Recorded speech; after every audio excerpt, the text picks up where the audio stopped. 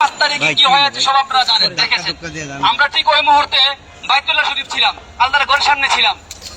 তখন তার প্রতিযোগিতা চলে, তার সাথে প্রতিযোগিতা করেছে 130টি দেশ।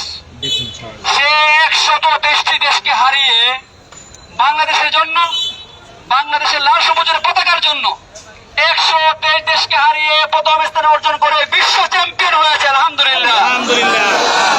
এটি বাংলাদেশের জন্য অত্যন্ত প্রয়োজন ছিল, কারণ বাংলাদেশের মানুষ এই যে রক্ত দিয়েছে, এই পরিমাণ রক্ত দিয়েছে, আপনারা জানেন, যারা এই দেশকে দ্বিতীয়বার স্বাধীন করতে গিয়ে রক্ত ঝরিয়েছে, শহীদ হয়েছে, আমরা এই বিশ্বজয়টি তাদের জন্য উৎসর্গ করেছি।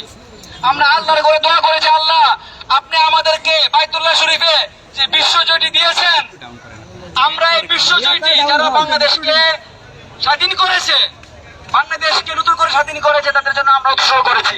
যখন তার আগের ঘটনা, সে যখন বিশ্ব চ্যাম্পিয়ন হয়েছে, ঠিক ওই মুহূর্তে আমরা শুনতে পেয়েছি নোয়াখালী, কুমিল্লা, তারপরে বিভিন্ন জেলাতে প্রচুর পরিমাণে মানুষ বন্যায় কষ্ট করতেছে, মানুষের ঘর বাড়ি সব নিয়ে গেছে। কিন্তু বন্যা আমাদের যতটুকু ক্ষতি করেছে, আমাদের জাতি যে ঐক্য হয়েছে, এই জাতি ঐক্যকে কেউ পৃথিবীর কেউ ভাঙতে পারবে না ইনশাআল্লাহ। জয় জয় বিশ্ব জয়, বাংলাদেশের বিশ্ব জয়, বাংলাদেশের বিশ্ব জয়, জয় জয় বিশ্ব জয়, বিশ্ব জয়, কোরআনদের বিশ্ব জয়, বিশ্ব জয়, বিশ্ব জয়, বিশ্ব জয়, পাখিদের বিশ্ব জয়, বিশ্ব জয়, আমরা বিশ্ব জয়, আমরা চাই প্রত্যেকটা ঘরে যেন, এখানে যারা আছেন, আমি চাই, আমরা চাই এরকম হাফেজ আনাস যে মক্কা শরীফে যেখানে কোরআন নাজিল হয়েছে, ওই নাজিল হওয়া দেশে মসজিদে হারামের ভিতরে সে 1 নম্বর হয়েছে কোরআন তেলাওয়াতে পুরো পৃথিবীর মধ্যে। আলহামদুলিল্লাহ। এটি কোনো সাধারণ কথা নয়। আমরা চাই এই দেশের মেধাবীরা তাদের যোগ্য অধিকারটুকু পাক। সে যেভাবে পুরো পৃথিবীর মধ্যে বাংলাদেশকে তুলে ধরেছে, তার যে মেধা রয়েছে, আমরা চাই সরকারি ভাবে যেন তাকে তার মেধার মূল্যায়ন করা হয়। সে বর্তমানে পুরো পৃথিবীর মধ্যে সবচেয়ে বেশি মেধাবী, কারণ সে 123টি দেশকে হারিয়েছে। আমরা চাই প্রতিটা ঘরে ঘরে যেন হাফেজ আনাস তৈরি হয়, এরকম হাফেজ তরিক তৈরি হয়, হাফেজ জাকারিয়া তৈরি হয়, হাফেজ তাকরিম তৈরি হয়, প্রত্যেকটা ঘরে ঘরে যেন এরকম 20 হিসাবে একজন হাফেজ তৈরি হয়। আল্লাহ তাআলা যেন হাফেজ আনাসকে কবুল করেন। বসতে হবে প্রথম হয়েছেন, সেজন্য সামনে আরো বেশি বিশ্বজয় করতে পারে। আর যারা বন্যার্ত এলাকায় গিয়েছেন, আলহামদুলিল্লাহ, আমরা খুব শীঘ্রই যাব।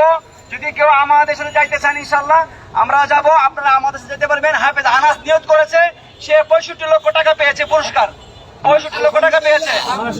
সে তার এই পুরস্কারের টাকার একটা অংশ সে বন্যার্তদের জন্য সে দান করবে। সে বলেছে, আমি প্রথম যে আবু সাইদ যে শহীদ হয়েছে আমি দেখি নাই, আমি ফেসবুকে দেখেছি গুলি করেছে, আমি তার কবরের পাশে গিয়ে দোয়া করতে চাই। তার কবরের পাশে, যার কারণে আজকে এই দেশ স্বাধীন হয়েছে, সে আবু সাইদের কবরের পাশে গিয়ে আমি কোরআন তেলাওয়াত করব, তার জন্য দোয়া করব, আল্লাহ যেন তাকে জান্নাতের সুউচ্চ মাকাম দান করে। আমাদের জাতি অনেক ঐক্য হয়েছে, আলহামদুলিল্লাহ। এই জাতিকে ভারত, আমেরিকা কেউ ছিন্ন ভিন্ন করতে পারবে না, কেউ আলাদা করতে পারবে না, ইনশাআল্লাহ। ইনশাআল্লাহ ভাইয়া, হাফেজ আনাস সে কোরআন তেলাওয়াত করবে।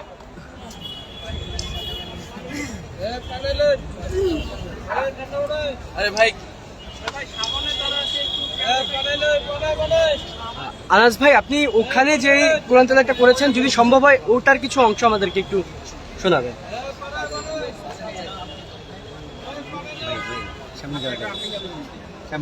أعوذ بالله من الشيطان الرجيم. بسم الله الرحمن الرحيم.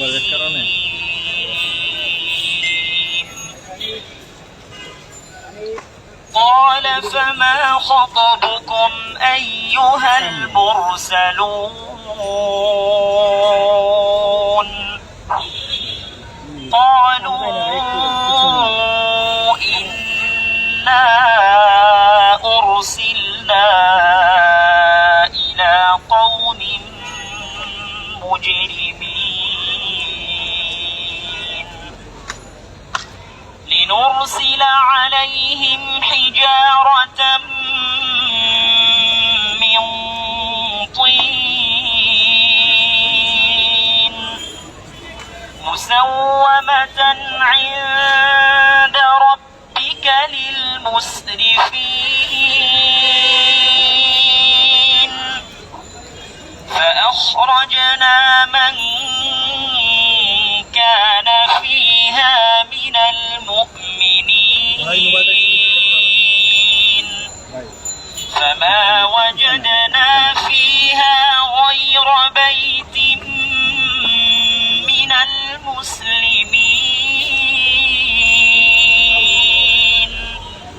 وتركنا فيها